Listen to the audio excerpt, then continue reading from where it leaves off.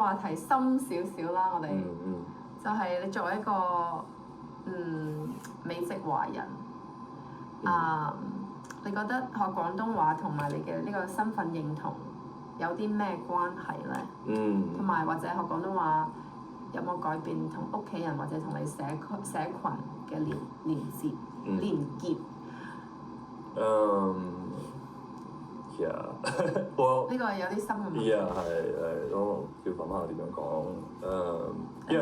你明白我嘅問題 like 我對我嘅第一可以講我對我嘅身份認同，因為我喺香港出世，跟住5歲搬嚟美國，同埋我嘅家鄉，我唔係 hometown 家鄉咧都冇多元化。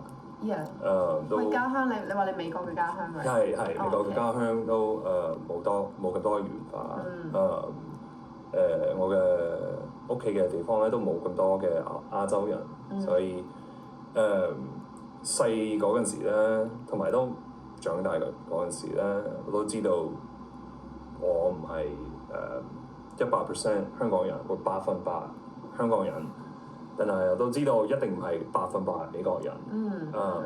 so 都好耐咧，覺得自己浮喺中間 like lost in the middle。但係而家我都知道咧，我可以兩個加埋一齊。